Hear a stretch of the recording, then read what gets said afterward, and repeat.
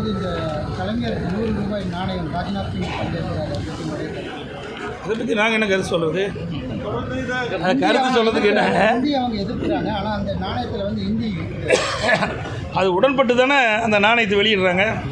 திராவிட முன்னேற்ற கழகம் திரு ஸ்டாலின் திமுக தலைவராக இருக்கார். அந்த நாணயம் வெளியிடுகின்ற பொழுது அது இந்தியில் வரும்னு அவருக்கு தெரியும். அதுக்கு உடன்பட்டு தான் அந்த நாணயத்தை வெளியிடுறார். ஆக இதிலிருந்து நான் எண்ணி பாருங்கள், தமிழ் என்று மூச்சுக்கு 300 தடவை சொல்லுகின்ற ஸ்டாலின் இன்றைக்கு இந்திக்கு ஏன் இவ்வளோ முக்கியத்துவம் கொடுக்குறாரு? ஏன்னா அவங்க அப்பா பேரில் இந்த நாணயம் வெளியிடுறாங்க. அவள் குடும்பத்துக்கு வந்தால் அதை பற்றியெல்லாம் கவலைப்படவே மாட்டாங்க. அதே மாதிரி இப்போ வந்து ஆளுநர் டீ பார்ட்டியில் வந்து கட்சி ரீதியாக புறக்கணிப்போம்னு சொல்லிட்டு ஆட்சி ரீதியாக பங்கேற்கிறோம்னு சொல்லி முதல்வர் உள்ளிட்ட அமைச்சர்கள் பங்கேற்றாங்க. தொடர்ந்து இன்னைக்கு வந்து இந்த நாணய வெளியீட்டு விழாக்கு ராஜ்நாத் சிங் வராரு. இப்போ பாஜக கூட திமுக நெருங்கி பயணிக்கிறதா பார்க்குறீங்களா?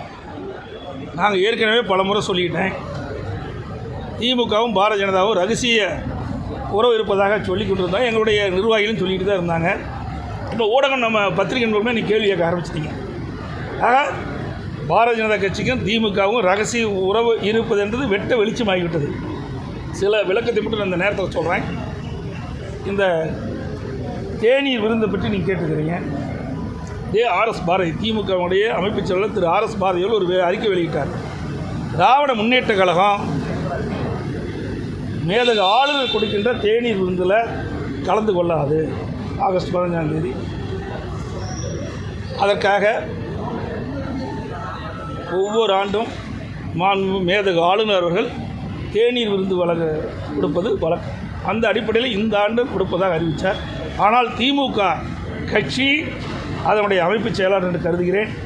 அல்லது திமுக சார்பாக திமுக இந்த தேநீர் விருந்தில் கலந்து கொள்ளாது என்று அறிவித்தாங்க.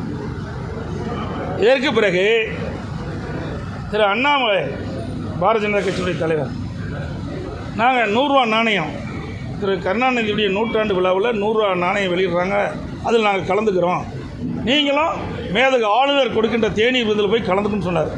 உடனே போய் திரு ஸ்டாலின் கலந்துக்கிறார்.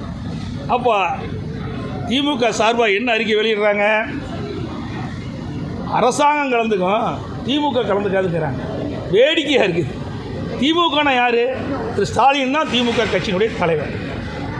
திரு துரைமுருகன் தான் திமுக கட்சியுடைய பொதுச் செயலாளர். ஆக தலைவரும் கலந்துக்கிறாரு, பொதுச் செயலாளரும் கலந்துக்கிறாரு. ஆக திமுக கலந்து கொண்டதில்லை. ஆக இரட்டை வேடம் போடுகின்ற கட்சி திமுக கட்சி. எப்படி ரகசிய உருவகின்ற இருப்பாருங்க. திரு அண்ணாமலை சொல்கிறாரு, அவர் 100 ரூபா நாணயம் திரு கருணாநிதியுடைய 100ஆண்டு விழா 100 ரூபா நாணயம் வெளியிட்ட பொழுது நான் கலந்துக்கிறேன், அதில் நீங்கள் போய் இதில் கலந்துக்க அப்படின்னு சொல்லிக்கிட்ட பொழுது இதிலிருந்து வெளிப்படையாக தெரியுது அவருடைய உறவை வெட்ட வெளிச்சமாக்கும். பிறகு திமுக கட்சி சேர்ந்த நாடாளுமன்ற தேர்ந்தெடுக்கப்பட்ட பிறகு டெல்லியில் ஒரு தேநீர் விருந்து கொடுக்குறாங்க. அதில் பாரதிய ஜனதா கட்சியினுடைய தேசிய தலைவர் மரியாதைக்குரிய நட்டா அவர் கலந்துக்கிறார். ஏன் திரு ராகுல் காந்தி அவருக்கு எனக்கு தெரியலையா? அதே போல் திரு கருணாநிதி அவருடைய சிலையை திறக்கிறாங்க சென்னையில். அப்போ யார் திறக்கிறா? முன்னாள் ஜனாதிபதி திரு வெங்கையா நாயுடு திறக்கிறார். அவர் யார்? எப்போ இருந்தார்? அவர் பாரதிய ஜனதா கட்சியுடைய தலைவராக இருந்தார், பிறகு அமைச்சராகவும் இருந்தார். ஆக அந்த கட்சியை சேர்ந்தவர் ஒருவரை வைத்து தான் திறந்தார். எண்ணி பாருங்கள். அனைத்து இந்திய அண்ணா திராவிட முன்னேற்ற கழகம் ஆட்சி இருக்கின்ற பொழுது, பொன்மனச்செம்மல் புரட்சித் தலைவர் எம்ஜிஆருடைய 100ஆண்டு விழா வருகின்ற பொழுது அதை கொண்டாடுகின்ற விதமாக நாங்களும் 100 ரூபா நாணயம் வெளியிட்டோம். அப்போ நாங்களே வெளியிட்டோம். பாரதிய ஜனதா கூட்டணியில் இருக்கும்போது கூட நாங்கள் கூப்பிடல. ஆக இவர்கள் திரு கருணாநிதி அவர்களுடைய 100ஆண்டு விழாவை கொண்டாட வேண்டும் என்பது அவருடைய விருப்பம். 100 ரூபா நாணயம் வெளியிடுவது அவருடைய விருப்பம். ஆனால் வெளியிடுவது யார் என்றது தான் கேள்வி. ஆக ஏன் திரு ராகுல் காந்தி கூப்பிட்டு வந்து இதை வெளியிட்டுக்கலாம்ல? ஆக இதிலிருந்து திராவிட முன்னேற்ற கழகம் பாரதிய ஜனதாவும் ரகசிய உறவு இருப்பது வெட்ட வெளிச்சமாகிறது.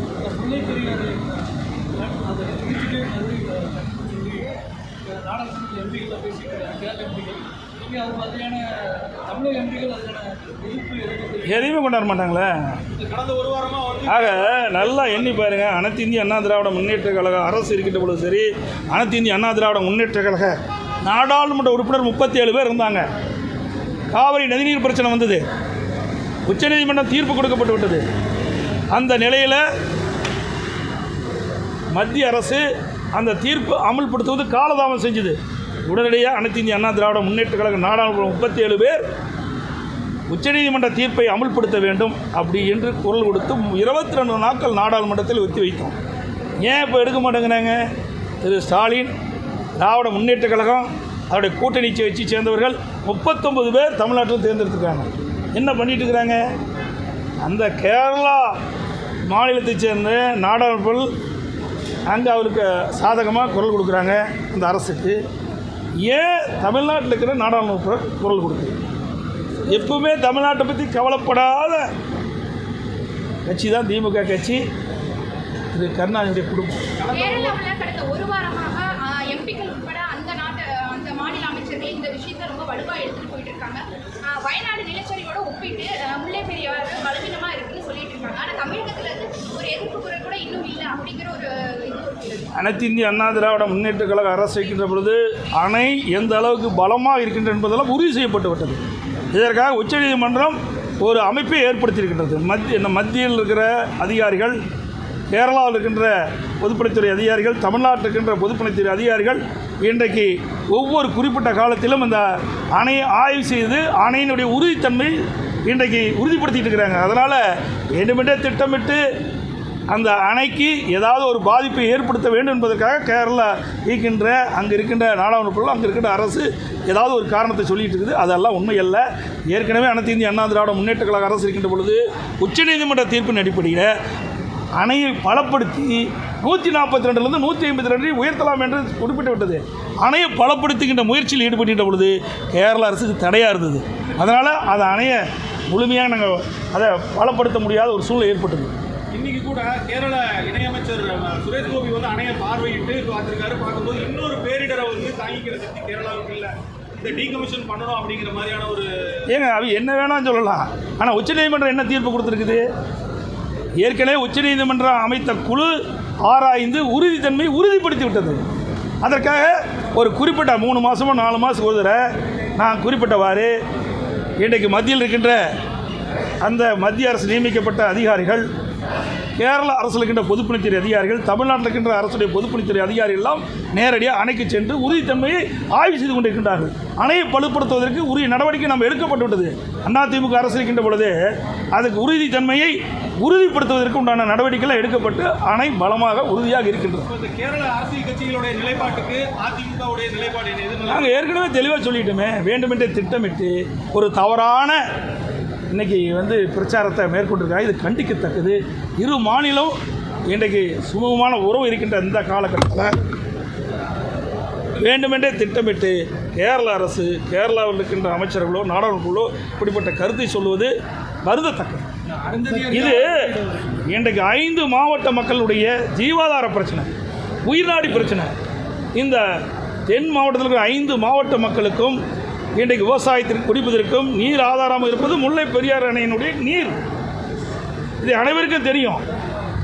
சார், இந்த விஷயத்தில் திமுக மற்றும் திமுக கூட்டணி இருக்கக்கூடிய கட்சிகள்லாம் அமைதி காத்து இருக்கிறாங்க. அதை நீங்கள் எப்படி பார்க்குறீங்க? அதாவது எதையுமே பேச மாட்டேங்கிறாங்களே. ஏதோ போராட்டம், அதாவது திமுக கூட்டணியில் அங்கமிக்கின்ற கட்சியெல்லாம் திமுகவோடு இணைஞ்சிருக்கு. அதுக்கு தனித்தன்மையே கிடையாது. மக்களுடைய பிரச்சனை இவ்வளோ இருக்கும்போது ஏதாவது குரல் கொடுக்குறாங்களா? சொல்லுங்கள் பார்க்கலாம். அந்த முல்லை பெரியார் பிரச்சனையாக இருந்தாலும் சரி, போக்குவரத்து தொழிலாளருடைய பிரச்சனையாக இருந்தாலும் சரி, விலைவாசி விண்ணை முட்டுகின்ற அளவுக்கு உயர்ந்தாலும் அதை பற்றி கவலை இல்லை.